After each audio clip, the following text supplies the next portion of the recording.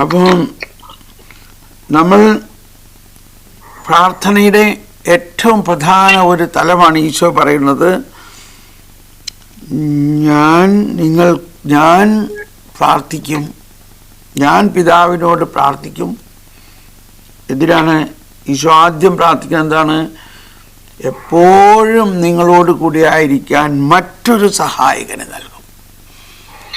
അപ്പോൾ അതാണ് ഈശോ തന്നെ നമുക്ക് വേണ്ടി ആദ്യം പ്രാർത്ഥിക്കുന്നത്, പരിശുദ്ധാത്മാവിനെ നമുക്ക് നൽകാൻ വേണ്ടിയാണ്. അങ്ങനെ ഈ രണ്ട് അഡ്വക്കേറ്റുമാർ, രണ്ട് സഹായകന്മാർ നമ്മളോടൊപ്പമുണ്ട്. രണ്ട് സഹായകന്മാർ. അപ്പോൾ ഈശോയിലുള്ള 3 അഭിഷേകം, പൗരോഹിത്യാഭിഷേകം, പ്രവാചകാഭിഷേകം, രാജകീയ അഭിഷേകം, ഈ 3 അഭിഷേകം നമ്മളെല്ലാവരിലുമുണ്ട്. എല്ലാ ജ്ഞാനസ്നാനം സ്വീകരിച്ച എല്ലാവരിലും ഈ 3 അഭിഷേകമുണ്ട്. 3 അഭിഷേകമുണ്ട്.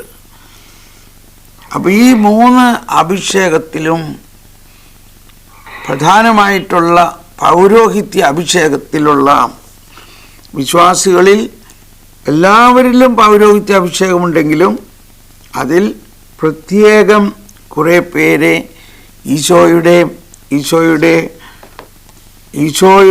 ശുശ്രൂഷ പൗരോഹിത്യത്തിലേക്ക് തിരഞ്ഞെടുത്തു. അതാണ്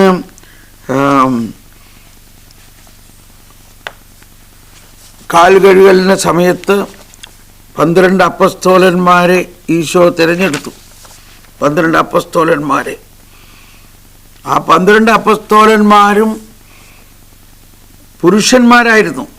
പുരുഷന്മാർ. സ്ത്രീകളെ ആരെയും അവിടെ തിരഞ്ഞെടുത്തില്ല. കാരണം അതാണ് കർത്താവിൻ്റെ ആ ഒരു പ്രത്യേക വിളിയുടെ പ്രാധാന്യം. അപ്പോൾ വൈദികൻ്റെ വിളി എന്ന് പറയുന്നത് അത്രയ്ക്ക് പ്രാധാന്യമുള്ളതാണ്. ഈ കാലഘട്ടത്തിൽ ഒരുപാട് പേർക്ക് ആഗ്രഹമുണ്ട് സ്ത്രീകളും വൈദികനാകണമെന്നൊക്കെ. പക്ഷേ കർത്താവ് അങ്ങനെയല്ല ആ ഒരു വിളി കൊടുത്തിരിക്കുന്നത്. അത് വിശുദ്ധ ക്ലെമന്റ് ആദ്യത്തെ സഭാപിതാവാണ്. വിശുദ്ധ പത്രോസിന് ശേഷം 3ാമത്തെ മാർപ്പാപ്പയായ ആദ്യത്തെ സഭാപിതാവായ വിശുദ്ധ ക്ലെമന്റ് ഓഫ് റോം പറഞ്ഞിരിക്കുന്നത് കത്തോലിക്കാ സഭയുടെ മതബോധന ഗ്രന്ഥത്തിൽ 1577 വൈദിക പട്ടത്തെക്കുറിച്ച് പറഞ്ഞിരിക്കുന്നതിൽ പ്രത്യേകം പറഞ്ഞിരിക്കുന്ന ഒരു പ്രബോധനമാണ് 1577. മാമോദിസ സ്വീകരിച്ചിട്ടുള്ള പുരുഷന് മാത്രമേ സാധുവായ വിധത്തിൽ തിരുപ്പട്ടം സ്വീകരിക്കാനാവൂ. 12 അപ്പസ്തോലന്മാരുടെ ഗണത്തിലേക്ക് കർത്താവായ യേശു പുരുഷന്മാരെ തിരഞ്ഞെടുത്തു.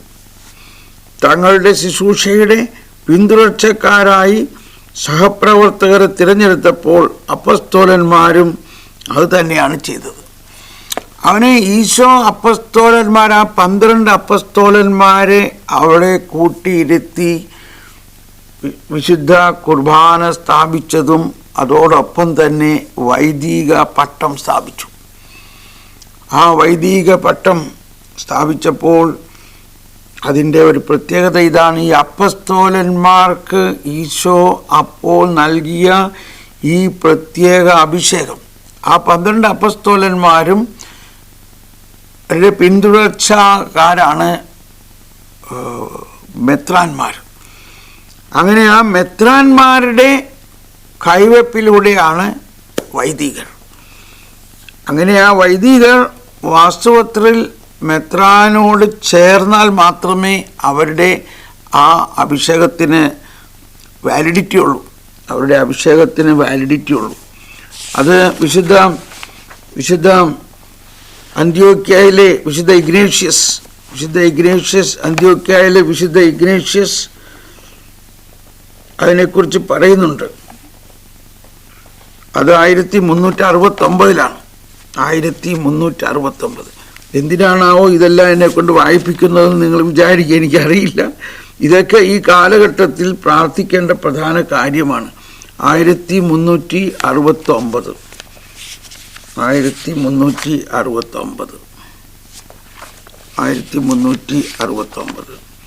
കത്തോലിക്ക സഭയുടെ ഔദ്യോഗിക പ്രബോധനമാണിത്.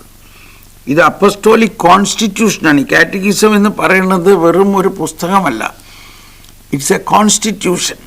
അതിൻ്റെ ആമുഖത്തിൽ ആദ്യം തന്നെ വലിയ അക്ഷരത്തിൽ എഴുതിയിട്ടുണ്ട് ഫീഡെ ഡെപ്പോസിറ്റും, അതായത് ഫീഡെ ഡെപ്പോസിറ്റും, അതോടൊപ്പം അപ്പസ്റ്റോലിക് കോൺസ്റ്റിറ്റ്യൂഷൻ, വിശ്വാസ നിക്ഷേപവും. അപ്പസ്റ്റോലിക് കോൺസ്റ്റിറ്റ്യൂഷന് മലയാളം എന്താണെന്ന് എനിക്കറിയില്ല. അപ്പോൾ ഇവിടെ പറയുകയാണ് 1369 മെത്രാന്റെ അധ്യക്ഷതയിൽ അർപ്പിക്കപ്പെടുന്ന കുർബാന അല്ലെങ്കിൽ അദ്ദേഹം ഭരമേൽപ്പിച്ചിട്ടുള്ള വ്യക്തി അർപ്പിക്കുന്ന കുർബാന മാത്രമേ നിയമാനുസൃതമായി കരുതപ്പെടാവൂ. അപ്പോൾ ഇതെല്ലാം ഈ കാലഘട്ടത്തിൽ വളരെയധികം ചോദ്യം ചെയ്യപ്പെടുകയും അതിനെതിരായിട്ട് ഒരുപാട് കാര്യങ്ങൾ പലരും ചെയ്യുകയും, അപ്പോൾ അതിനൊന്നും ഒരു വാലിഡിറ്റി ഇല്ല. ഓക്കെ, അപ്പം നമ്മൾ പ്രാർത്ഥിക്കേണ്ട ഒരു മേഖലയാണിത്. വൈദികരുടെ ആ വൈദിക പട്ടത്തിൻ്റെ മൂല്യം ഈശോ മിശിഹായുടെ നിത്യ പൗരോഹിത്യം അങ്ങനെ തന്നെ മെത്രാനിലൂടെ വൈദികന് നൽകപ്പെട്ടിരിക്കുന്നു. അങ്ങനെ വൈദിക പട്ടത്തിലൂടെ ഈശോ മിശിഹ തന്നെയായി മാറുകയാണ്. വൈദികൻ ഈശോ മിശിഹ തന്നെയായി മാറുകയാണ്.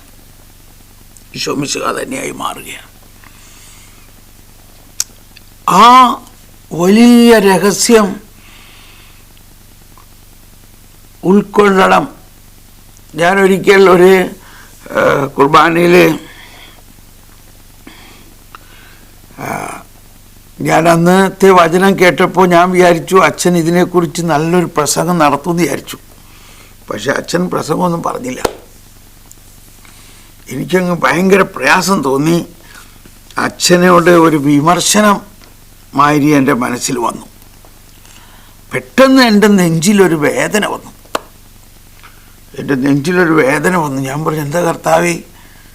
അപ്പോൾ കർത്താവ് പറയാണ്, നീ ആരാണ് എൻ്റെ വൈദികനെ വിമർശിക്കാൻ? അവൻ അവിടെ നിൽക്കുന്നത് ഞാനാണത്. അവൻ ആ സമയത്ത് അവൻ്റെ പ്രചോദനമനുസരിച്ച് അവൻ ചെയ്യണം. അവൻ ഞാനാണ്. എൻ്റെ കർത്താവേ, ഞാൻ ഉടനെ തന്നെ പശ്ചാത്തപിച്ചു. കർത്താവേ, എന്നോട് ക്ഷമിക്കണേ. അങ്ങനെ പശ്ചാത്തപിച്ച് ക്ഷമ ചോദിച്ച് കഴിഞ്ഞപ്പോഴാണ് എനിക്ക് ആശ്വാസമായി. അതുപോലെ ഞാൻ പലപ്പോഴും പറഞ്ഞിട്ടുള്ളൊരു കാര്യമാണ്, ഞാൻ ഭാരതത്തിൽ ഒരു കാലഘട്ടത്ത് ഏറ്റവും കൂടുതൽ വൈദികരെ ധ്യാനിപ്പിച്ചിട്ടുള്ള ഒരാളാണ്. കേരളത്തിലും എൻ്റെ സ്വന്തം രൂപതയായ എറണാകുളം രൂപതയിലും തലശ്ശേരി രൂപത, അതുപോലെ തന്നെ 2 നമ്മുടെ വലിയ സെമിനാരികൾ, വടവാതൂർ മേജർ സെമിനാരിയിലും ആലുവ മംഗലപ്പുഴ സെമിനാരിയിലും. അതെങ്ങനെ കട്ടായി? എൻ്റെ കർത്താവേ, ഇതെന്ത് ചെയ്യണം? ഓക്കെ, ഇപ്പൊ ശരിയായി. എന്താ, എനിക്കിത് ഒരു പരിചയമില്ല. ഓക്കെ, ഇപ്പൊ വീണ്ടും കട്ടായോ? ഇല്ല. Okay, thank U. അപ്പം യെസ്,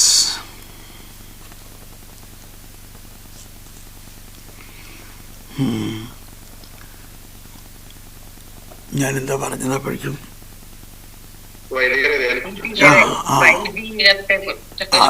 വടവാതൂർ സെമിനാരിയിലും അങ്ങനെ അതുകൂടാണ്ട് നോർത്ത് ഇന്ത്യയിലുള്ള ഒരുപാട് രൂപതകളിലൊക്കെ ധ്യാനിപ്പിച്ചു. അങ്ങനെ നോർത്ത് ഈസ്റ്റിലെ ഒരു രൂപതയിൽ ധ്യാനിപ്പിക്കുമ്പോൾ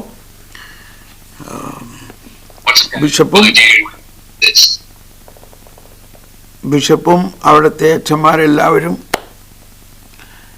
അങ്ങനെ ധ്യാനിപ്പിക്കുകയാണ്. 5 ദിവസം ഞാൻ തന്നെയാണ് രാവിലെ മുതൽ വൈകുന്നേരം വരെ ധ്യാനിപ്പിക്കുന്നത്. സാധാരണ എൻ്റെ കൂടെ ഒരുപാട് ഇൻ്റർസെസേഴ്സൊക്കെ ഉള്ളതാണ്. ഇതാ നോർത്ത് ഈസ്റ്റിലേക്ക് പോയപ്പോൾ അവർ പറഞ്ഞു, ബ്രദർ തന്നെത്താൻ വന്നാൽ മതി. എന്തോ അങ്ങനെ ഞാൻ മാത്രമായിട്ട് പോയി. അപ്പോൾ എൻ്റെ കൂടെ മധ്യസ്ഥ പ്രാർത്ഥനക്കാർ ആരും അധികം ഉണ്ടായിരുന്നില്ല. ഇപ്പം ഞാനത് പറയുമ്പോൾ അതായിരുന്നിരിക്കണം അങ്ങനെ ഒരു തെറ്റ് പറ്റാൻ കാരണം. സാധാരണ ഞാൻ ധ്യാനിപ്പിക്കുമ്പോൾ എൻ്റെ കൂടെ മധ്യസ്ഥ പ്രാർത്ഥനക്കാരുണ്ടാവും. അവർ രാവും പകലും മധ്യസ്ഥം വഹിച്ചിരുന്നു. ഇപ്പോൾ ഇത് പറയുമ്പോൾ അത് ഒരു വലിയ ബോധ്യമായിട്ട് വീണ്ടും വരികയാണ്. ആ ധ്യാനം എൻ്റെ കൂടെ ധ്യാനത്തിന് മധ്യസ്ഥ പ്രാർത്ഥനക്കാരും ഉണ്ടായില്ല. അവർ എന്തിനു വരണു, അവിടെ ഞാൻ സംസാരിച്ചു കൊണ്ടിരിക്കുമ്പോൾ ഞാൻ അവരെ കുറ്റപ്പെടുത്തി ഒരു വാക്ക് പറഞ്ഞു, നിങ്ങളിങ്ങനെ ചെയ്യണത് തെറ്റാണ് എന്ന് പറഞ്ഞു. അത് പറയല്ല, ഉടനെ വീണ്ടും എനിക്ക് ഭയങ്കര വേദന വന്നു. മാത്രമല്ല പിന്നെ എനിക്ക് സംസാരിക്കാൻ പറ്റണില്ല, എനിക്ക് വചനവും വരുന്നില്ല, പ്രസംഗം പറ്റണില്ല.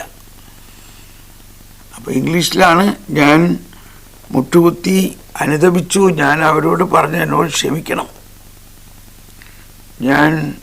ഞാൻ ഈശോ എന്നോട് സംസാരിക്കുന്നത് കേട്ടു. നീ ഇവിടെ വന്നിരിക്കുന്നത് അവരുടെ കുറ്റം കണ്ടുപിടിക്കാനല്ല, അവരെ സഹായിക്കാനാണ്. അവർക്ക് എൻ്റെ സുവിശേഷം, എൻ്റെ അഭിഷേകം, എൻ്റെ ദാനങ്ങൾ അവർ ജ്വലിപ്പിക്കാനാണ്. കുറ്റമില്ലാത്തവരാരാ ഉള്ളത്? അപ്പോൾ നമ്മൾ അവരുടെ കുറ്റം കണ്ടുപിടിച്ചിട്ട് പ്രയോജനമില്ല. അതവർക്കും അറിയാം, കർത്താവിനും അറിയാം. ഞാനിപ്പോഴും ഓർക്കുകയാണ് ആ സംഭവം. ഞാൻ അവരോട് കരഞ്ഞു പറഞ്ഞു, എന്നോട് ക്ഷമിക്കണം. ഇപ്പോൾ തന്നെ നിങ്ങൾ എന്നോട് ക്ഷമിച്ച് എനിക്കൊരു അനുഗ്രഹം തന്നാലേ എനിക്ക് മുന്നോട്ട് തുടരാൻ പറ്റുള്ളൂ. ഇപ്പം നിങ്ങളൊന്ന് ഭാവനയിൽ കാണണം ആ സീൻ. എനിക്ക് തോന്നുന്നത് 80ഓളം വൈദികർ, ഒരു രൂപതയിലെ എല്ലാ വൈദികരും, ബിഷപ്പും, ചെറിയ രൂപതയാണ്, അവരെല്ലാവരും കരമുയർത്തി എന്നെ അനുഗ്രഹിക്കണു, അല്ലെങ്കിൽ എനിക്ക് പാപപൂർത്തി തരണു, എനിക്ക് മാപ്പ് തരണു.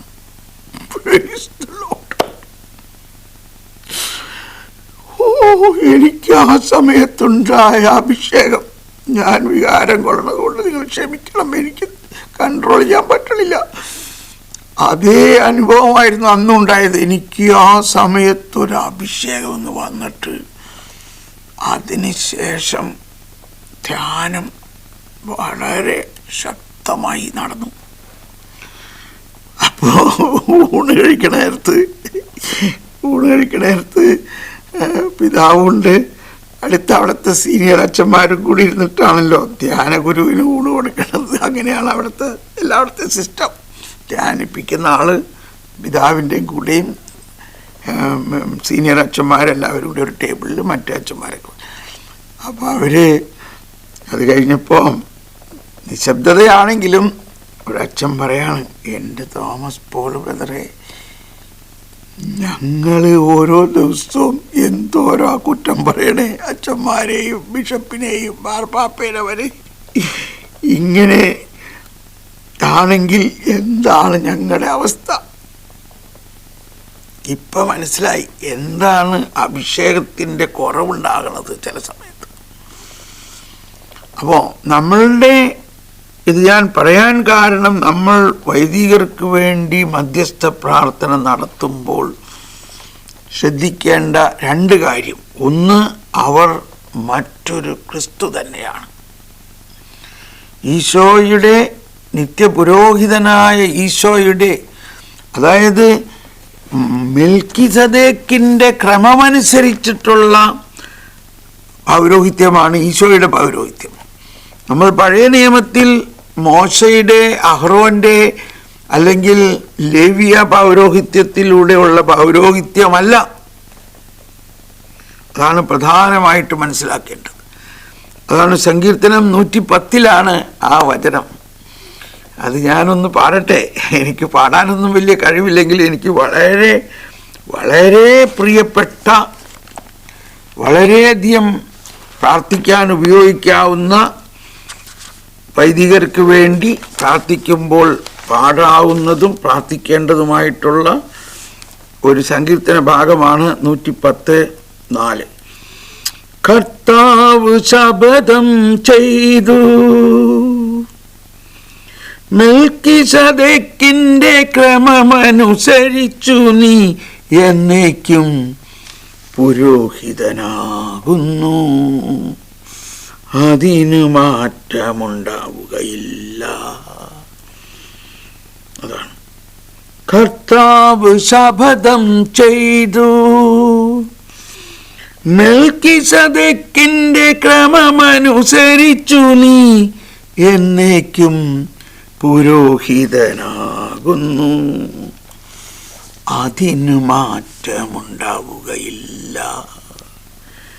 കർത്താവെൻ്റെ കർത്താവിനോട് അരുളി ചെയ്തു, ഞാൻ നിന്റെ ശത്രുക്കളെ നിന്റെ പാദപീഠമാക്കുവോളം നീ എൻ്റെ വലതുഭാഗത്തിരിക്കുക, നീ എൻ്റെ വലതുഭാഗത്തിരിക്കുക.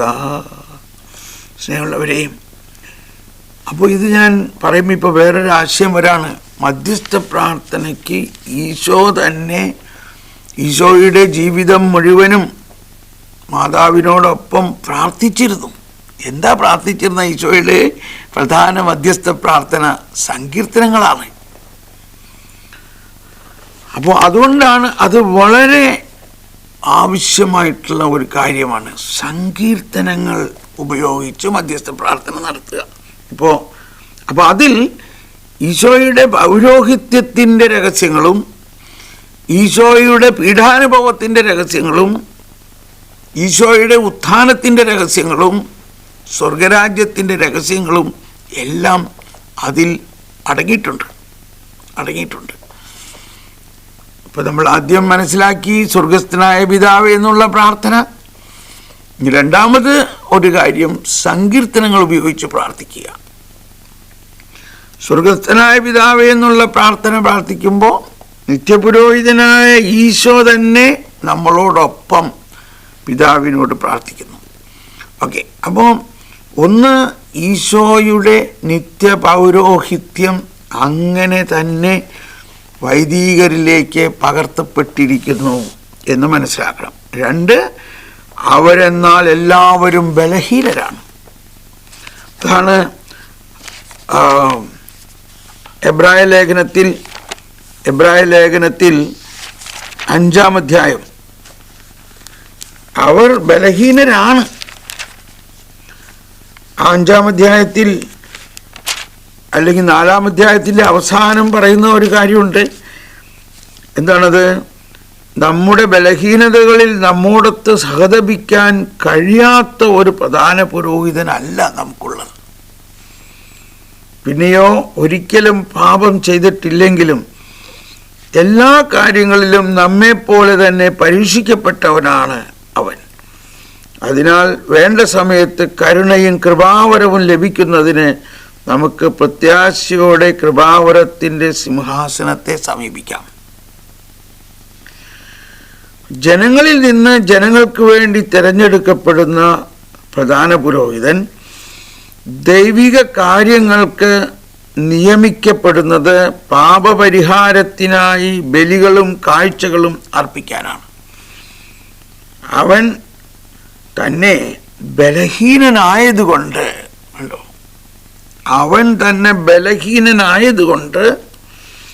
അച്ഛനോടും വഴിതെറ്റിയവരോടും വേണ്ടത്ര സഹതാപത്തോടെ പെരുമാറാൻ അവന് കഴിയും. അപ്പോൾ അവൻ തന്നെ ബലഹീനനായതുകൊണ്ട് അപ്പം നമ്മളെല്ലാവരും ബലഹീനരാണ്. നമ്മളിൽ കൂടുതൽ ബലഹീനരായവരെയാണ് വൈദികരായി തിരഞ്ഞെടുക്കണമെന്ന് വിശ്വസിക്കാൻ പറ്റുമോ? ഞാൻ ഒരുപാട് വൈദികരെ ധ്യാനിപ്പിച്ചിട്ടുണ്ട്, കൗൺസിലിംഗ് നടത്തിയിട്ടുണ്ട്. പലപ്പോഴും സെമിനാരിയിൽ ധ്യാനിപ്പിക്കുമ്പോൾ ഒരുപാട് സെമിനാരിയൻസ് വിട്ടുപോകാനിരുന്നവർ അവരെ നേടിയിട്ടുണ്ട്. അതിൻ്റെ കാരണം അവർ വിട്ടുപോകാനിരിക്കുന്നത് ഈ ബലഹീനതയും കൊണ്ട് എങ്ങനെ ഒരു വൈദികനാകാൻ പറ്റും. അപ്പോൾ ഞാൻ അവരെ ഈ വചനം പറഞ്ഞുകൊണ്ട് പ്രാർത്ഥിക്കുകയും മറ്റൊരു മരുന്ന് അവർക്ക് പ്രാർത്ഥിക്കാൻ കൊടുക്കുന്നത് നമ്മുടെ ബലഹീനതയിൽ, അതാണ് റോമർ 8:26. റോമർ 8:26 പറയുന്നത് വേണ്ട വിധം പ്രാർത്ഥിക്കേണ്ടത് എങ്ങനെയെന്ന് നമ്മുടെ ബലഹീനതയിൽ ആത്മാവ് നമ്മെ സഹായിക്കുന്നു. ഓക്കെ, അപ്പോൾ ഇതെല്ലാം ഞാൻ പറയണത്. അപ്പോൾ അങ്ങനെ ഇന്നും ഒരുപാട് വൈദികരെ ചിലവർ എന്നെ കാണുമ്പോൾ പറയും, ബ്രദറെ അന്നത്തെ ആ സെമിനാരിയിലെ ധ്യാനത്തിൽ ബ്രദറിനെ കണ്ടുമുട്ടിയല്ലോ, അതുകൊണ്ടാണ് ഞാൻ അന്ന് അച്ഛനാകാൻ പറ്റില്ല, ഈ ബലഹീനത വെച്ചുകൊണ്ട് അച്ഛനാകാൻ പറ്റില്ല എന്ന് തീർത്ത് ഞാൻ വിട്ടു പോകാനിരിക്കണ സമയത്തായിരുന്നു ആ ധ്യാനവും ആ കൗൺസിലിങ്ങും. അന്ന് എന്നെ രക്ഷപ്പെടുത്തി. ബലഹീനതയ്ക്ക് എങ്ങനെ നേരിടണമെന്ന് എനിക്ക് മനസ്സിലായി. അപ്പോൾ അവിടെയാണ് വ്യക്തിപരമായ പ്രാർത്ഥനയും ഈ പരിശുദ്ധാത്മാവ് നമുക്ക് വേണ്ടി പ്രാർത്ഥിക്കുന്നു. ഓക്കെ, അപ്പോൾ ഇത്രയും പറഞ്ഞിട്ട് ഇനി നമുക്ക് നീങ്ങേണ്ടത് എങ്ങനെ നമുക്ക് വൈദികർക്ക് വേണ്ടി കൂടുതൽ പ്രാർത്ഥിക്കണം എന്നുള്ളതിൻ്റെ ഒരു പ്രാക്ടിക്കൽ വശമാണ്. അത് പ്രധാനമായിട്ട് ഇപ്പോൾ ഞാൻ 2 കാര്യം പറഞ്ഞു. ഒന്ന്, അവരെ സ്നേഹിച്ച് പ്രാർത്ഥിക്കണം. അവരെ കുറ്റം പറഞ്ഞിട്ട് പ്രയോജനമില്ല. അവരെ നമ്മുടെ സ്വന്തമായിട്ട്, നമ്മുടെ മകനെ പോലെ, നമ്മുടെ സഹോദരനെ പോലെ സ്വന്തം ആയിട്ട് അവരെ അങ്ങ് ദത്തെടുക്കണം, ഏറ്റെടുക്കണം. മദർ തെരേസയുടെ കോൺഗ്രിഗേഷനിലെ ഒരു സിസ്റ്റമുണ്ട്. ഓരോ സന്യാസ്ത്രീയും ഒരു വൈദികനെ ദത്തെടുക്കുന്നു. എന്നിട്ട് ആ വൈദികന് വേണ്ടി സ്ഥിരമായിട്ട് അവർ പ്രാർത്ഥിച്ചുകൊണ്ടിരിക്കുന്നു. വിശുദ്ധ കൊച്ചുത്രേസ്യയെല്ലാം അങ്ങനെ ഒരുപാട് വൈദികർക്ക് വേണ്ടി പ്രാർത്ഥിക്കും. അപ്പോൾ അങ്ങനെ നമുക്ക് ചെയ്യാം. മറ്റൊന്ന്, പൊതുവായിട്ട് നമ്മൾ വൈദികർക്ക് വേണ്ടി പൊതുവായിട്ട് പ്രാർത്ഥിക്കാം. ഇനി ഇങ്ങനെയെല്ലാം പ്രാർത്ഥിക്കുമ്പോൾ വളരെ മുൻകരുതലെടുക്കണം. മുൻകരുതലെടുക്കേണ്ടത് പേടിച്ചുകൊണ്ടൊന്നുമല്ല. മുൻകരുതലെടുക്കേണ്ടത് ഈ പ്രാർത്ഥന എന്ന് പറയുന്നത് ഒരു ആത്മീയ യുദ്ധമാണ്, ഒരു ആത്മീയ സമരമാണ്. ആത്മീയ സമരം എന്ന് പറയുമ്പോഴും നമ്മൾ പരിശുദ്ധാത്മാവിൻ്റെ നിറവും വിശുദ്ധിയും അഭിഷേകവും ഇല്ലാതെ പ്രാർത്ഥിച്ചാൽ വലിയ പ്രയോജനമൊന്നും ഉണ്ടാവില്ല. അതാണ് നമ്മൾ കുറേ ഇത്ര കൊന്ത ചൊല്ലി, ഇത്ര കരുണക്കൊന്ത ചൊല്ലി, ഇത്ര കുരിശിൻ്റെ വഴി ചൊല്ലി, ഇത്ര കുർബാന ചൊല്ലി എന്നൊക്കെ പറഞ്ഞൊരു സാറ്റിസ്ഫാക്ഷൻ ഉണ്ടാവും.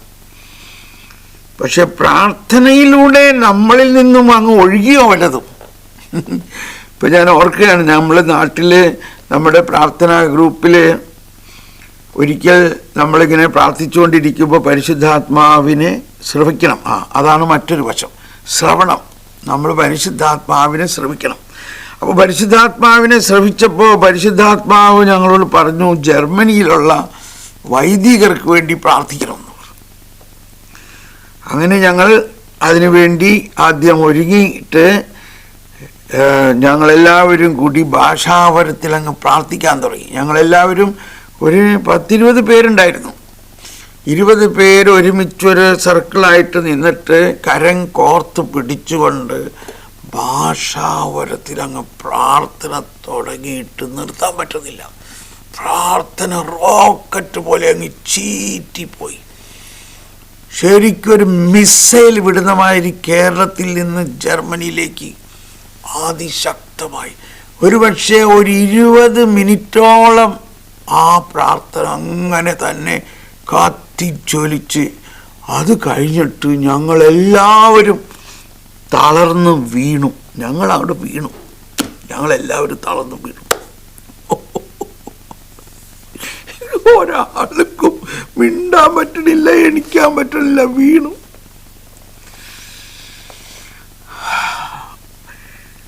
കുറച്ച് കഴിഞ്ഞപ്പോൾ വലിയ സന്തോഷമായി. ഒരു കാര്യം എന്താ സന്തോഷം, നമ്മളിൽ നിന്ന് ശക്തി അങ്ങ് പുറപ്പെട്ടു എന്നുള്ള വലിയ ഒരു അനുഭവം ഉണ്ടായി.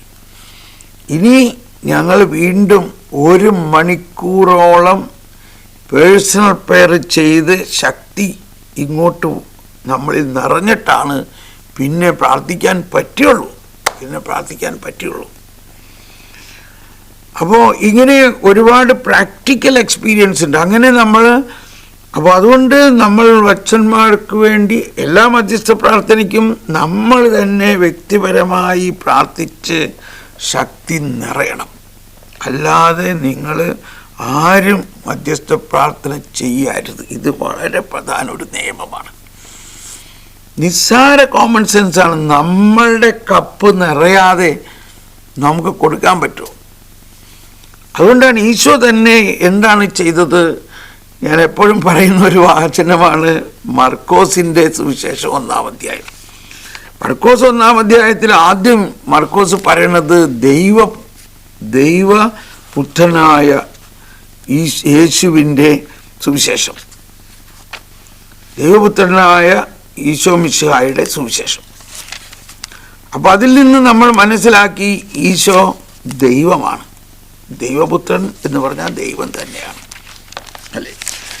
എന്നിട്ട് ആ ചാപ്റ്ററിൻ്റെ ദൈവപുത്രനായ യേശു ക്രിസ്തുവിൻ്റെ സുവിശേഷത്തിൻ്റെ ആരംഭം.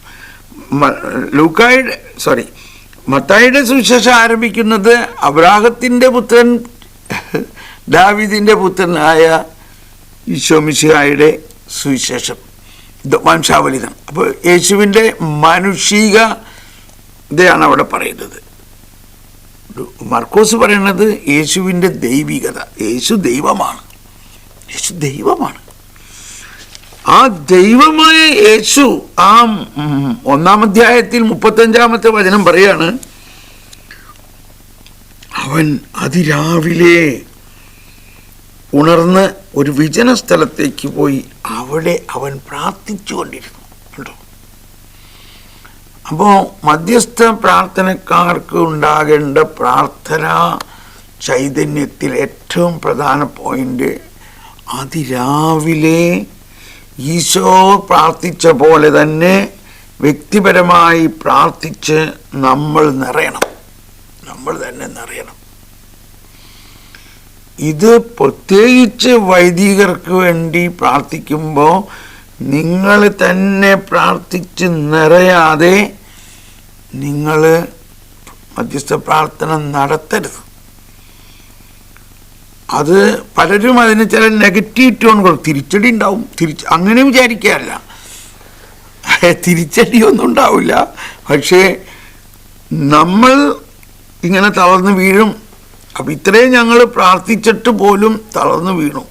അതിന് വശം വേറൊന്നാണ്, നമ്മളിൽ നിന്ന് ശക്തി ഒഴുകും. അപ്പം നമ്മൾക്ക് മധ്യസ്ഥ പ്രാർത്ഥന നടത്തുമ്പോൾ നമ്മളിൽ നിന്ന് ശക്തി ഒഴുകിയോ, ആ ഒരു അനുഭവം നമുക്കുണ്ടാകണം. നമ്മളിൽ നിന്ന് ശക്തി ഒഴുകിയോ, ആ ശക്തി ഒഴുകണമെങ്കിൽ ശക്തി വേണം, ശക്തി നമ്മളിൽ ഉണ്ടാകണം. അതാണ് പ്രധാന കാര്യം. ഇനി രണ്ടാമത്തെ കാര്യം, നമ്മുടെ പ്രാർത്ഥന അഭിഷേകത്തിലൂടെ ആയിരിക്കണം, പരിശുദ്ധാത്മാഭിഷേകം. പരിശുദ്ധാത്മാവിലൂടെയാണ് ഈ പ്രാർത്ഥന നീങ്ങേണ്ടത്, പരിശുദ്ധാത്മാവിലൂടെ.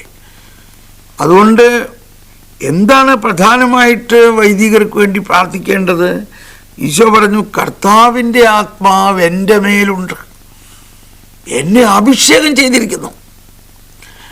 അപ്പോൾ ആ അഭിഷേകം ഇപ്പോൾ ലൂക്കായുടെ സുവിശേഷത്തിൽ 4-ാം അധ്യായത്തിൽ നമുക്ക് കാണാം. 4-ാം അധ്യായത്തിൽ നമുക്ക് കാണാം,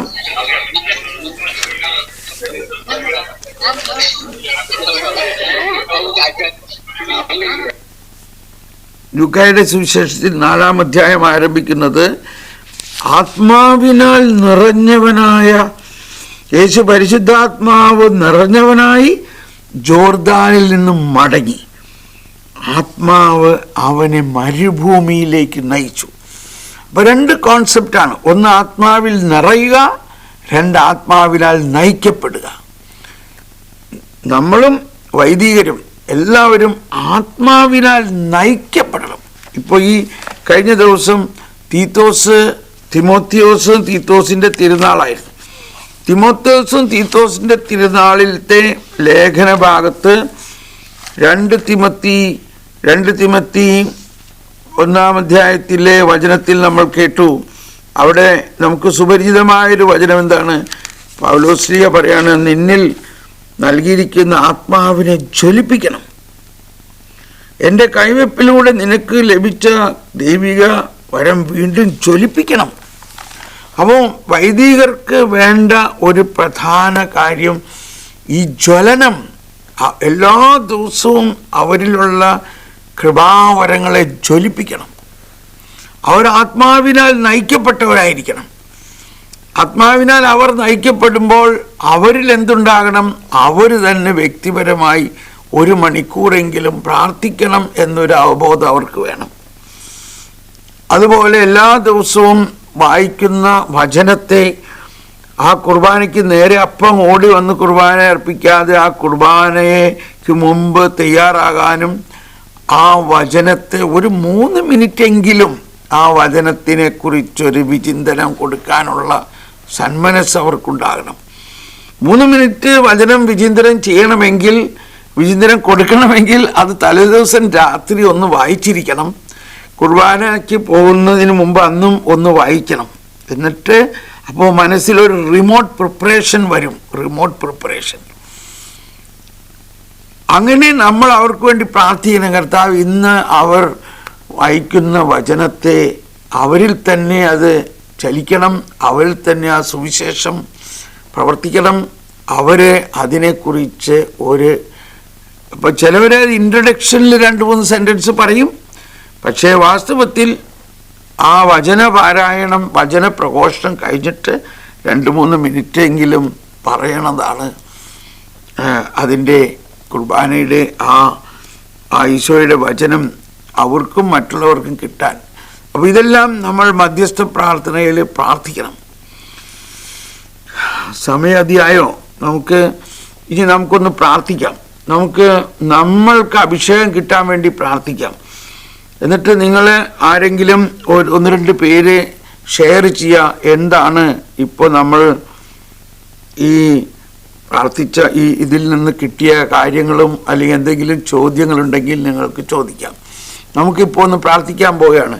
മധ്യസ്ഥ പ്രാർത്ഥന ഒരു അഭിഷേകമായിട്ട്, പ്രത്യേകിച്ച് വൈദികർക്ക് വേണ്ടിയുള്ള മധ്യസ്ഥ പ്രാർത്ഥന ഒരു അഭിഷേകമായിട്ട് എല്ലാവർക്കും ലഭിക്കുന്നതിന്, ഈ പറഞ്ഞ കാര്യങ്ങളിലൂടെ ഒരു ദാഹമുണ്ടാകുന്നതിനും ഇത് വളരെ ഉത്തരവാദിത്വമുള്ള ഒരു കാര്യമാണെന്നും അതിനുവേണ്ടി പരിശുദ്ധാത്മാവിൻ്റെ നിറവും നമുക്ക് വേണം.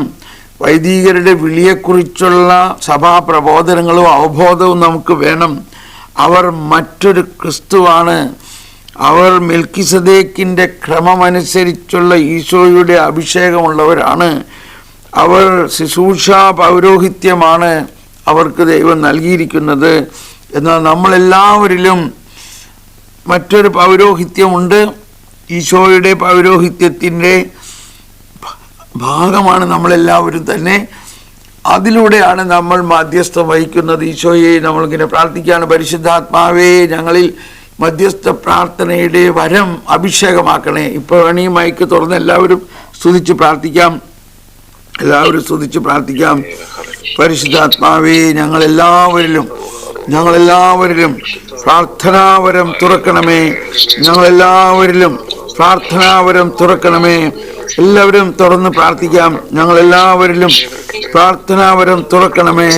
പരിശുദ്ധാത്മാവേ, പ്രത്യേകിച്ച് വൈദികർക്ക് വേണ്ടി മാധ്യസ്ഥം പ്രാർത്ഥിക്കുന്നതിനുള്ള പ്രാർത്ഥനാപരം അഭിഷേകമാകണമേ. ശല ഹലബല ഹലബല ഹലബല ഹലബല ബലബല ബൽബല ബൽബല ബൽബല ബൽബല ബൽബല ശല ഹലബല ബൽബല ബൽബല ബൽബല ബൽബല ബൽബല ബൽബല ബൽബല ശല ഹലബല ബലബല ഹലല ഹലല ഹലല ശല ബലബല ബൽബല ബൽബല ബൽബല ബൽബല. ഹല്ലേലൂയ ഹല്ലേലൂയ ഹല്ലേലൂയ ഹല്ലേലൂയ ഹല്ലേലൂയ ഹല്ലേലൂയ ഹല്ലേലൂയ. പരിശുദ്ധാത്മാവേ, ഞങ്ങളിൽ നൽകിയിരിക്കുന്ന പ്രാർത്ഥനാ വരം, പ്രത്യേകിച്ച് വൈദികർക്ക് വേണ്ടിയുള്ള മധ്യസ്ഥ പ്രാർത്ഥന ഞങ്ങൾക്ക് അഭിഷേകമാകണമേ. അതിനു വേണ്ട വരം ഞങ്ങൾ തുറക്കണമേ. അതിൽ പ്രത്യേകമായൊരു വിളിയാണ്. ഹല്ലേലൂയ ഹല്ലേലൂയ ഹല്ലേലൂയ ഹല്ലേലൂയ.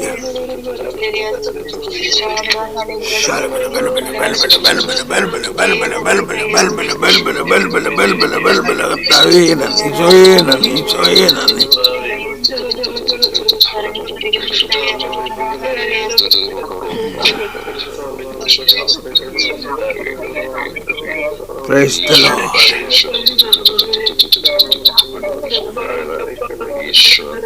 Praise the Lord. Praise the Lord. Praise the Lord. Praise the Lord.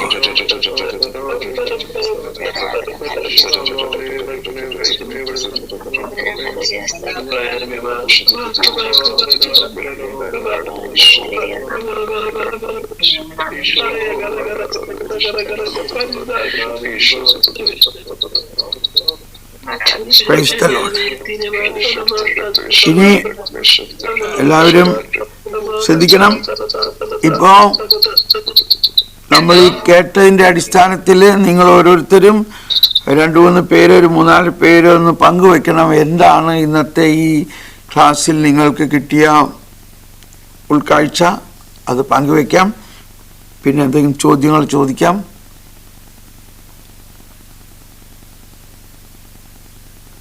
അച്ഛന്മാര് പറയാം, സിസ്റ്റേഴ്സ് പറയാം. അച്ഛന്മാരും പറയുന്നുണ്ടോ? ഞാൻ പറയാം വേഗം, എനിക്ക് സമയമായി. വളരെ പെട്ടെന്ന് പറയാം. അതായത് ബ്രദറിന്റെ ഒരു തുടക്കത്തിലെ ഷെയറിങ് കേട്ട് കഴിഞ്ഞപ്പോൾ തന്നെ എന്താ പറയാ, കേട്ടുകൊണ്ടിരുന്ന ഞങ്ങളുടെ കണ്ണുകളും ഒരു നിറഞ്ഞു പോയി. കാരണം ഒരു വൈദികന്റെ വില, അല്ലെങ്കിൽ ഒരു അച്ഛന്റെ ഒരു യഥാർത്ഥ അസ്തിത്വം അത് ക്രിസ്തു തന്നെയാണ് എന്നുള്ളത് പലപ്പോഴും വിസ്മരിക്കപ്പെട്ടു പോകുന്ന ഒരു യാഥാർത്ഥ്യമാണ്. അപ്പൊ അത് ബ്രദർ പറഞ്ഞു കഴിഞ്ഞപ്പോൾ തന്നെ വലിയൊരു ഉൾക്കാഴ്ച. എല്ലാവർക്കും അറിയാവുന്ന കാര്യമാണ്, എങ്കിൽ പോലും പലപ്പോഴും മറന്നു പോകുന്ന, വൈദികരും മറന്നു പോകും, അതുപോലെ തന്നെ എല്ലാവരും മറന്നു പോകുന്ന ഒരു യാഥാർത്ഥ്യമാണ്. അപ്പൊ അത് തന്നെ ബ്രദറിന്റെ ഒരു തുടക്കത്തിൽ തന്നെ അത് ഷെയർ ചെയ്തതിലും എനിക്ക് തോന്നുന്നത് കർത്താവ് തന്നെ ബ്രദറിനെ കൊണ്ട് പറയിപ്പിച്ചതാണ്. അതിന് ആദ്യം തന്നെ വളരെ പ്രത്യേകമായിട്ട് നന്ദി പറയുന്നു. ദൈവത്തിന് നന്ദി. Thank U Lord. Price the Lord. Yes sister. എനിക്കും ഒരുപാട് ബ്രദറിന്റെ ടോക്ക് എപ്പോഴും അവർ കുറച്ചൊക്കെ കേൾക്കുമ്പോൾ ഭയങ്കര അനോയിങ് ആണ് ഓരോ പ്രാവശ്യം. ഇപ്രാവശ്യം എനിക്കതൊരു ഭയങ്കര ജ്വലനമായിരുന്നു. എനിക്ക് പ്രത്യേകിച്ച് വൈദികരെ കുറിച്ചുള്ള ആ ഒരു മെൽക്കിസദേക്കിന്റെ ഓർഡർ പ്രകാരമുള്ള ഒരു വൈദിക പൗരോഹിത്യമാണ്. പിന്നെ അവർക്ക് വേണ്ടി പ്രാർത്ഥിക്കുമ്പം അവരെ സ്നേഹിച്ച് അവരെ അഡോപ്റ്റ് ചെയ്ത് ഒരു സ്പിരിച്വലി അവരെ അങ്ങനെ പ്രാർത്ഥിക്കണം എന്നുള്ള വലിയ ബോധ്യമൊക്കെ. അപ്പൊ ഞാനിങ്ങനെ അതും ബ്രദറിന്റെ ഇപ്പോഴത്തെ പിന്നെ സങ്കീർത്തനം ഉപയോഗിച്ച് സങ്കീർത്തനങ്ങളില് ഈശോയുടെ വലിയ രഹസ്യം, പീഡാനുഭവ രഹസ്യം, പൗരോഹിത്യ രഹസ്യങ്ങള് ഉണ്ട്, അത് ഉപയോഗിച്ച് പ്രാർത്ഥിക്കണം എന്നുള്ളത് ഒരു പുതിയ കാഴ്ചപ്പാടായിരുന്നു. അത് ഇതുവരെ ശരിയായിരിക്കും. സങ്കീർത്തനങ്ങളെ കുറിച്ച് ബ്രദറിന്റെ ക്ലാസ് ഞാൻ കേട്ടിട്ടുണ്ട്. ബ്രദറിന്റെ നമ്മൾ ഒത്തിരി സങ്കീർത്തനങ്ങൾ ഒന്നിച്ച് ആ ഒരു ലെസൺ കുറെ കാലം പോയതാ. പക്ഷെ എങ്കിലും ഇതുമായിട്ട് കണക്ട് ചെയ്ത് അങ്ങനെ ചിന്തിച്ചില്ലായിരുന്നു. അതൊരു വലിയ ബോധ്യമാണ്. സങ്കീർത്തനങ്ങളും ഉപയോഗിച്ച് അതിൽ പൗരോഹിത്യ രഹസ്യങ്ങളുണ്ട്, അത് ചേർത്ത് വെച്ച് പ്രാർത്ഥിക്കുമ്പോഴുള്ള വലിയ അഭിഷേകത്തെ കുറിച്ച്. പിന്നെ ബ്രദർ ഇപ്പൊ പറഞ്ഞായിരുന്നു നമ്മൾ പ്രാർത്ഥന, വ്യക്തിപരമായ പ്രാർത്ഥന ഈ മധ്യസ്ഥ പ്രാർത്ഥനയ്ക്ക് എത്ര അത്യാവശ്യമാണെന്നുള്ളത്. അപ്പൊ ഈ ബോധ്യങ്ങള് വളരെ ഒരു പുതിയ ഉൾക്കാഴ്ചകളായിരുന്നു ബ്രദറെ. ഒരുപാട് നന്ദി. Thank you. അടുത്ത ആരെങ്കിലും പറയാം? Praise the Lord. ബ്രദറെ, അതായത് പ്രത്യേകിച്ച് എനിക്ക് ആദ്യ ഭാഗത്ത് പ്രത്യേകിച്ച് കിട്ടിയ ഉൾക്കാഴ്ച നമ്മുടെ വാക്കുകളെ നമ്മൾ എത്രയധികമായിട്ട് സൂക്ഷിക്കേണ്ടതുണ്ടെന്നെ കുറിച്ച് ബ്രദറിന്റെ അനുഭവം പങ്കുവച്ചപ്പോ വളരെ നല്ല ബോധ്യം കിട്ടി. നമ്മൾ വാക്കുകളെ സൂക്ഷിച്ച്, പ്രത്യേകിച്ച് ഇങ്ങനെ കുറ്റം പറയുന്ന കാര്യം, ആവശ്യമില്ലാതെ വിമർശിക്കുന്നത്, അതെല്ലാം ബ്രദറിനത് എത്രമാത്രം അതിനെക്കുറിച്ചുള്ള ബോധ്യം ഉണ്ടെന്നുള്ളതും അത് ബ്രദർ ഷെയർ ചെയ്തപ്പോ പ്രത്യേകിച്ച് ഞങ്ങൾ അച്ഛന്മാരെന്ന നിലയിൽ എത്രമാത്രം ഞങ്ങൾ അതേക്കുറിച്ച് സൂക്ഷിക്കേണ്ടതുണ്ടെന്നുള്ള ബോധ്യം വളരെ ശക്തമായിട്ട് കിട്ടി. അതോടൊപ്പം തന്നെ ഞങ്ങൾ അച്ഛന്മാർക്ക് വേണ്ടി ഒത്തിരി പേര് പ്രാർത്ഥിക്കുന്നുണ്ട്. അതുപോലെ തന്നെ ആളുകളെല്ലാം ഞങ്ങൾക്ക് വേണ്ടി പ്രാർത്ഥിക്കണമെന്ന് ഒത്തിരി പേര് നമ്മളോട് പറയാറുണ്ട്, ഞങ്ങളുടെ അച്ഛന്മാരോട്. അപ്പം ഞങ്ങൾ ഒരു തരത്തിൽ പറഞ്ഞാൽ മധ്യസ്ഥ പ്രാർത്ഥന ഒത്തിരി പേർക്ക് വേണ്ടി പ്രാർത്ഥിക്കുന്നുണ്ട്. അപ്പം അങ്ങനെ പ്രാർത്ഥിക്കുമ്പോൾ തന്നെ എത്രമാത്രം ഞങ്ങൾ ഒരുക്കത്തോടെ ആയിരിക്കണം, എത്രമാത്രം ഞങ്ങൾ തന്നെ കർത്താവിന്റെ ആത്മാവിനെ നിറഞ്ഞിട്ട് വേണം ഇത് പ്രാർത്ഥിക്കാന്നുള്ള അതേക്കുറിച്ചുള്ള ചിന്ത, ആ ഒരു ബോധ്യം കൂടുതലായിട്ട് കിട്ടി. ഒത്തിരി നന്ദി, ദൈവത്തിന് സ്തുതി. Thank you father boss Philip. അച്ഛൻ എവിടെയാണെന്നാണ് ജോയിൻ ചെയ്തേക്കണേ? റോമിലാണ്. അവിടെ പഠിക്കാണോ? Okay, praise the Lord. Very good, God bless you. അടുത്ത ആൾ പറയാം.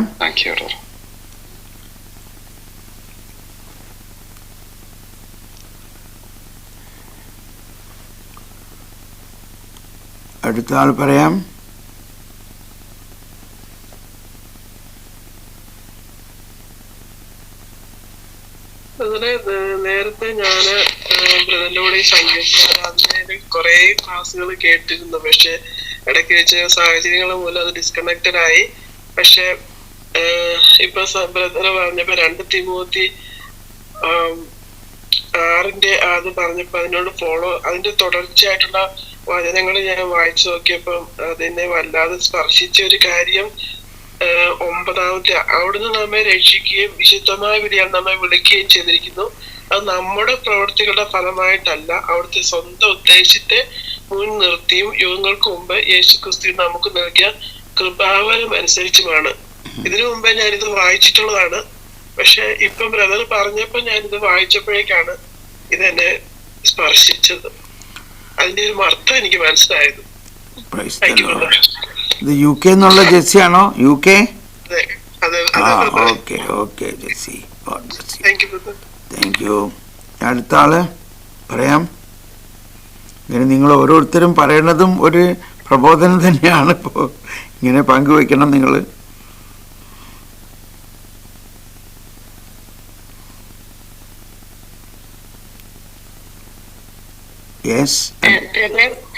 ബ്രദർ ആത്മാവിനാൽ നയിക്കപ്പെടണം, ആത്മാവിനാൽ നിറയണമെന്നും പിന്നെ പ്രത്യേകിച്ച് വൈദികർക്കൊക്കെ വേണ്ടി നമ്മൾ പ്രാർത്ഥിക്കുമ്പോൾ നമ്മിൽ നിന്ന് ശക്തി ഒഴുകണം എന്ന് പറഞ്ഞത് എനിക്ക് ഒത്തിരിയേറെ എന്നെ ടച്ച് ചെയ്തു. കാരണം പലപ്പോഴും നമ്മൾ ആത്മാവിനാൽ നിറഞ്ഞ ഒരു അനുഭവത്തിലല്ല പ്രാർത്ഥിക്കുന്നെങ്കിൽ അത്ര ശക്തി അവർക്കും അല്ലെങ്കിൽ ഒരു അഭിഷേകമായിട്ട് മാറില്ലെന്നും പിന്നെ നമ്മളിൽ നിന്ന് ആ ശക്തി ഒഴുകുന്നതിന്റെ ഭാഗമായിട്ട് നമ്മൾ ചിലപ്പോൾ തളർന്നു പോകുന്നു. ഞാനൊക്കെ ചിന്തിക്കാറുണ്ട് എന്തുകൊണ്ടാണാവോ ഇങ്ങനെ വളരെ ടയേർഡായി പോകുന്ന പോലെയൊക്കെ തോന്നാറുണ്ട് പ്രാർത്ഥനയൊക്കെ കഴിയുമ്പോൾ. അപ്പൊ ഞാൻ ഇന്ന് ഇപ്പൊ വിശ്വസിക്കുന്ന അച്ഛൻ ബ്രദറിന്റെ വാക്കുകളിൽ നിന്നൊക്കെ കൂടുതൽ നമ്മിൽ നിന്ന് ആ ശക്തി ഒഴുകുന്നുണ്ട്, അഭിഷേകം ഒഴുകുന്നുണ്ട്. അപ്പൊ ഞങ്ങളുടെ പ്രാർത്ഥനയ്ക്ക് ഈശോ ഉത്തരം തരുന്നുണ്ട്. ഒത്തിരി വൈദികർക്ക് വേണ്ടി പ്രാർത്ഥിക്കുവാനും വൈദികരെ ആത്മാവിൻ നിറയപ്പെടുന്ന ഒരു അഭിഷേകത്തിലേക്ക് വരുന്ന ഒരു അനുഭവം ഈശോ തരുന്ന ഒരു അനുഭവം ബ്രദർ പറഞ്ഞപ്പോൾ എനിക്ക് അത് അത്ര ഒരു ശക്തിയായിട്ട് തോന്നി. Very good, thank you. Vimal എവിടുന്നാണ് ജോയിൻ ചെയ്തേക്കണേ? What is your name? കേരളത്തിൽ നിന്നാണ്. സിസ്റ്ററാണ്. എവിടെയാണ് കേരളത്തില്? ഞാൻ എറണാകുളം അങ്കമാലി പ്രൊവിൻസിലാണ്. ഏത് കോൺഗ്രിഗേഷൻ? പക്ഷെ ഇപ്പൊ ചങ്ങനാശ്ശേരിയിൽ പഠിക്കുന്നു. ഏത് കോൺഗ്രിഗേഷനാ? CMC. Very good, okay. ഒരുപാട് അവിടെ ധ്യാനിപ്പിച്ചിട്ടുള്ള CMC-കാരെയൊക്കെ. യെസ്, അടുത്ത ആൾ പറയാം. Praise the Lord. പ്രീതയാണേ. എനിക്ക് എവിടെ? ന്യൂജേഴ്സിയാ? അതെ. ഓക്കെ പ്രീത, യെസ്, പറയും. എനിക്ക് നമ്മുടെ ഗ്ലാസ് ഫുൾ ആകാതെ നമുക്ക് അതിൽ നിന്ന് പറഞ്ഞു കൊടുത്തു കഴിഞ്ഞാലത്തെ ഒരവസ്ഥ പറഞ്ഞു, അതെനിക്ക് ഭയങ്കരമായിട്ട് ഇഷ്ടപ്പെട്ടു. കാരണം നമ്മൾ പലപ്പോഴും ഇച്ചിരി ഉള്ളപ്പോൾ അതങ്ങോട്ട് കൊടുക്കാൻ ശ്രമിക്കുക. അപ്പൊ അത് ഫില്ല് ചെയ്യേണ്ടത് നമ്മുടെ തന്നെ പേഴ്സണൽ പ്രയറും നമ്മളുടെ തന്നെ വിശുദ്ധിയും എല്ലാം കൊണ്ട് നമ്മൾ ആ പ്രൊട്ടക്ഷൻ എടുക്കുക എന്ന് പറയുന്നതിന്റെ വേറൊരു ശരിക്കുള്ള ഒരു അർത്ഥം മനസ്സിലാക്കി കിട്ടിയത് അങ്ങനെയാണ്. പിന്നെ ഞാൻ ആഡ് ചെയ്യുക, ഞാൻ വൈദ്യർക്ക് വേണ്ടി പ്രാർത്ഥിക്കുന്നുണ്ട്. പക്ഷെ ഞാൻ ഉപയോഗിക്കുന്നത് Psalm 20 ആയിരുന്നു. അത് ഞാൻ ചൊല്ലി എന്നും പ്രാർത്ഥിക്കാറുണ്ട്. നിന്റെ കഷ്ടകാലത്ത് കർത്താവ് നിന്റെ പ്രാർത്ഥന കേൾക്കുമാറാകട്ടെ. അപ്പൊ അതെനിക്ക് ഭയങ്കര ഇഷ്ടമുള്ള സങ്കീർത്തനം. അത് ഞാൻ വൈദ്യർക്ക് വേണ്ടി പ്രാർത്ഥിക്കാറുണ്ട്. അത് നമുക്ക് ഉപയോഗിക്കാം. അതുകൊണ്ട് ഞാൻ ആഡ് ചെയ്യും. ഒരു വഴി ഒന്ന് പാടിയൊന്ന്, പാട്ടുകാരിയാണല്ലോ, ഒരു രണ്ടുപേരും ഒന്ന് പാടിയേ. നിന്റെ കഷ്ടകാലത്തു കർത്താവ് നിന്റെ പ്രാർത്ഥന കേൾക്കുമാറാകട്ടെ. യാക്കോബിന്റെ ദൈവത്തിന്റെ നാമം നിന്നെ സംരക്ഷിക്കട്ടെ. Very good. കണ്ടോ, അത് പാടുമ്പോഴാണ് ആ പ്രാർത്ഥനയുടെ വലിയ, അതാണ് പാടുന്നവർ ഇരട്ടി പ്രാർത്ഥിക്കുമെന്ന് പറഞ്ഞത് ശരിയല്ലേ. Thank you Preetha, thank you. അടുത്ത ആൾ പറയാം.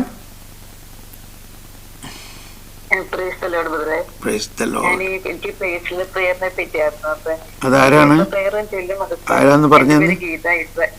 ഗീത ഫ്രാൻസിസ്, ഇസ്രായേലിൽ നിന്നാണ്. പറഞ്ഞോ. മധ്യസ്ഥ പ്രാർത്ഥനയില് പേഴ്സണൽ പ്രേയറിനെ പറ്റി പറഞ്ഞു. അത് പേഴ്സണൽ പ്രേയർ ഒക്കെ ഉണ്ടായിരുന്നു, പേഴ്സണൽ ചൊല്ലുമായിരുന്നു. പക്ഷെ ഒന്നും കൂടി ഈശോ അത് കേട്ടപ്പോഴും, കാരണം നമ്മുടെ പേഴ്സണൽ പ്രേയർ മറ്റുള്ളവരോട് പ്രാർത്ഥിക്കുമ്പോൾ നമ്മളിലേക്ക് അഭിഷേകം നിറയ്ക്കുന്നു എന്നുള്ളത്, അതെനിക്ക് ഒന്നും കൂടി ഈശോ ഒരു അഭിഷേകത്തിലേക്ക് തന്നു, ശക്തിപ്പെടുത്തണം എന്നുള്ളത്. കാരണം പേഴ്സണൽ പ്രേയർ എന്തെങ്കിലും ഇങ്ങനത്തെ ഇപ്പൊ കിട്ടിയ ഒരു പ്രചോദനം വെച്ചില്ല, അത് മറ്റൊക്കെ പ്രാർത്ഥിച്ച് ചെയ്യുമ്പോൾ നമ്മളിലേക്ക് ഒന്നും കൂടി അഭിഷേകം നിറയ്ക്കണം എന്നുള്ള ആ ചിന്ത, ആ ഒരു പ്രചോദനം ശക്തമായിട്ട് ഈ ക്ലാസ്. എൻ്റെ പേഴ്സണൽ പേര് നിങ്ങൾക്ക് കിട്ടിയിട്ടുണ്ടോ? ഞാൻ എൻ്റെ അടുത്ത് ഒരു പേഴ്സണൽ പേരിൻ്റെ ഫോർമാറ്റ് ഞാൻ അയച്ചു കൊടുത്തിട്ടുണ്ട് എല്ലാവർക്കും. അത് കിട്ടിയിട്ടുണ്ടോ? അങ്ങനെ ആ പേഴ്സണൽ പേര് ചെയ്യണതായിരിക്കും നല്ലത്. നേരത്തെ ഞാൻ ബ്രദറിന്റെ ധ്യാനം കർണാടകത്തെ പറ്റി ഇഷ്ടം, ഷാജി ബ്രദറിന്റെ കൂടെ വന്നപ്പോഴും കൂടിയിട്ടുണ്ട്. അപ്പൊ എനിക്ക് അപ്പത്തൊട്ടുണ്ട്, ഞാൻ നേരത്തെ വിട്ട് അത് ഫോളോ ചെയ്യുന്നുണ്ട്. ഓക്കെ. എൻ്റെ വാട്സപ്പ് നമ്പർ വേണമെങ്കിൽ നോട്ട് ചെയ്തോളൂ. 00919447196033. 00919447196033. അപ്പോൾ പേഴ്സണൽ പേര് കയ്യിലില്ലാത്തവർ എന്നോട് ചോദിച്ച് ഞാനത് അയച്ചു തരാം. അത് ശരിക്ക് പ്രാർത്ഥിക്കണം. ഓക്കെ, അടുത്ത ആൾ പറയാം.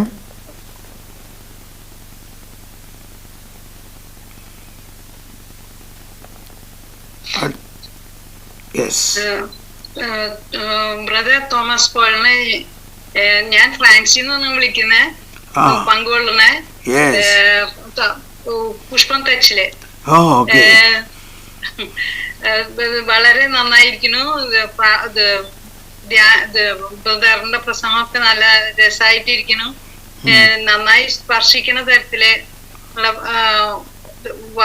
വാക്കുകളാണ്, ദൈവവചനങ്ങളാണ് ബ്രദർ തന്നത്. പ്രത്യേകിച്ച് ബ്രദർ പറഞ്ഞത്, നമ്മൾ കുറ്റം പറയുമ്പോ നമ്മള് ചിന്തിക്കേണ്ടത് നമ്മളെ തന്നെയാണ് കുറ്റം പറയേണ്ടത്. നമ്മൾ മറ്റുള്ളവരുടെ കുറ്റം നോക്കുന്നതിലും കൂടുതൽ നമ്മളുടെ കുറ്റമാണ് നമ്മൾ ശ്രദ്ധിക്കേണ്ടത് എന്ന് എനിക്ക് തോന്നി.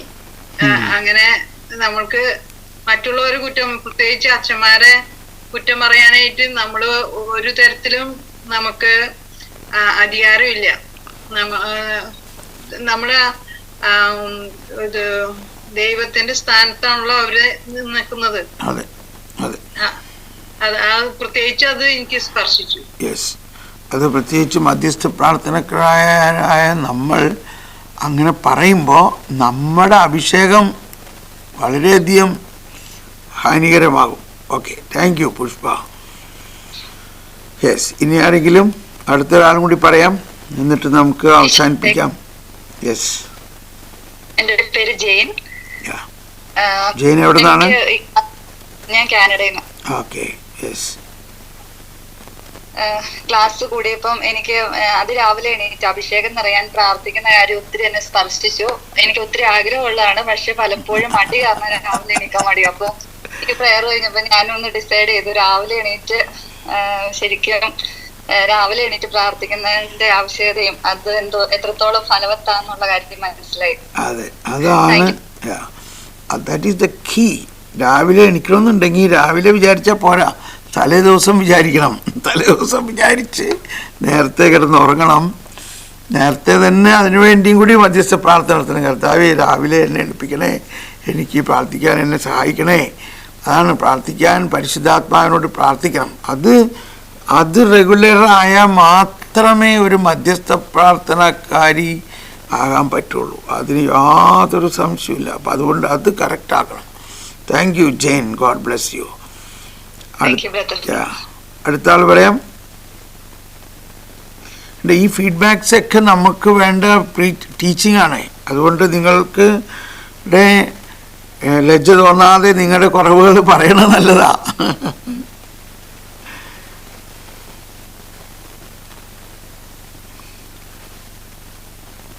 ഇനി ആരെങ്കിലും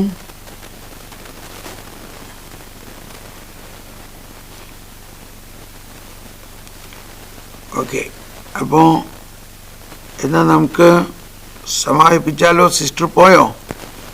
ആരാണ് സമാപനം നടത്തുന്ന ചുമതല? ആർക്കാ? അച്ഛൻ തന്നെ എന്നാ സമാപിപ്പിച്ചോളൂ. ഒരിക്കൽ കൂടി ബ്രദറിനോട് പ്രത്യേകം നന്ദി പറയുകയാണ്. കാരണം ഈ ഒരു കൂട്ടായ്മയിൽ ഇപ്പം ബ്രദർ പല ദിവസങ്ങളായിട്ട് തന്നെ ശനിയാഴ്ചകള് സമയം മാറ്റിവെച്ച് ഈ ഒരു കൂട്ടായ്മയില് എന്തിനു വേണ്ടി നമ്മൾ ഈ ഒരു മധ്യസ്ഥ പ്രാർത്ഥന അല്ലെങ്കിൽ ഇതിന്റെ ഒരു ലക്ഷ്യം എന്താണ് എന്ന് നമുക്ക് മനസ്സിലാക്കി തരുവാനായിട്ട് ബ്രദർ നമ്മോടൊപ്പം ഉണ്ട്. വളരെ പ്രത്യേകമായിട്ട് നമ്മുടെ ഒരു നിയോഗം സഭയ്ക്ക് വേണ്ടിയും വൈദികർക്ക് വേണ്ടിയും പ്രാർത്ഥിക്കുക എന്നുള്ളതാണ്. വേറൊരു നിയോഗവും നമുക്കില്ല.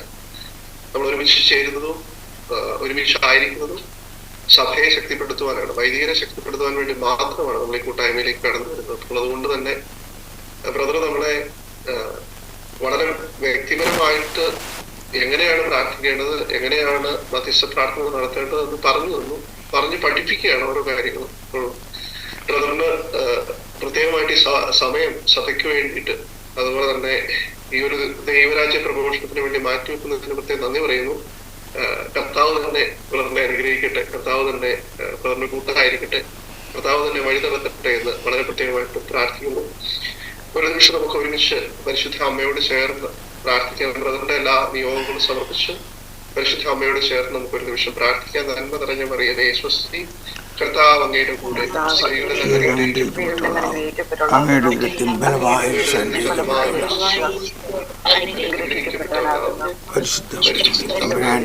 ഭാവികളായ കോഴികളുടെ ഭരണസമയത്ത് തമ്പുരാനുടെ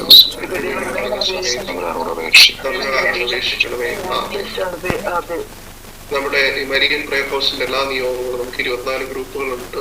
ആ എല്ലാ ഗ്രൂപ്പുകളെയും സമർപ്പിച്ച് പരിശുദ്ധ അമ്മയ്ക്ക് സമർപ്പിച്ച് പ്രാർത്ഥിക്കാം. നന്മ നിറഞ്ഞ മറിയമേ സ്വസ്തി, കർത്താവ്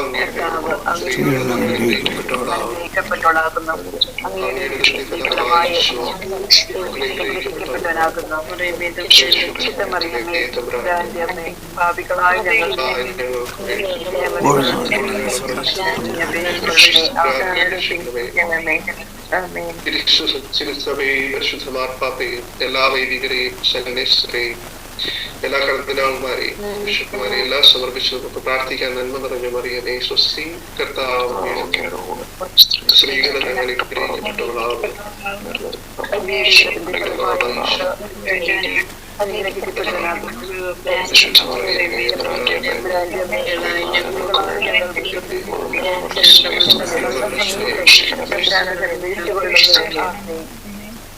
കൂടെ ബ്രദറിന് പ്രത്യേകം നന്ദി, ഒത്തിരി സന്തോഷം ഞങ്ങളുടെ കൂട്ടായ്മയിലായിരിക്കുന്നതിന്. ഇനിയും ബ്രദർ കടന്നു വരുമെന്ന് അറിയാം. വളരെ പ്രത്യേകമായിട്ട് നന്ദി പറയുന്നു. ഞങ്ങളുടെ പ്രാർത്ഥനയിൽ പ്രത്യേകം ബ്രദറിനെ ഓർക്കുന്നതായിരിക്കും. ആശീർവാദം. അതുപോലെ തന്നെ ഇന്ന് ഈ ഒരു കൂട്ടായ്മയിൽ കടന്നു വന്ന എല്ലാവർക്കും, പ്രത്യേകിച്ച് ഇവിടെ എത്തിച്ചേർന്ന അച്ഛന്മാർക്ക്, സിസ്റ്റേഴ്സ്, അതുപോലെ തന്നെ നിരന്തരം പ്രാർത്ഥിക്കുന്ന എല്ലാവർക്കും പ്രത്യേകം നന്ദി പറയാം. നമുക്ക് അച്ഛന്മാർക്ക് എനിക്ക് തോന്നുന്ന അച്ഛന്മാർ പലരുണ്ട്. ഒരുമിച്ച് ആശീർവദിക്കാം. നമ്മുടെ പിതാവായ ദൈവത്തിന്റെ സ്നേഹവും പരിശുദ്ധാത്മാവിന്റെ സഹവാസവും നാം എല്ലാവരോടും കൂടി ഉണ്ടായിരിക്കും. എപ്പോഴും എന്നേക്കും. ആമേൻ, ആമേൻ, ആമേൻ, ആമേൻ. താങ്ക് യു റിജച്ചോ. എല്ലാവർക്കും പ്രത്യേകം നന്ദി. എല്ലാവർക്കും പ്രത്യേകം നന്ദി. Thank you. എല്ലാവർക്കും നന്ദി. God bless U.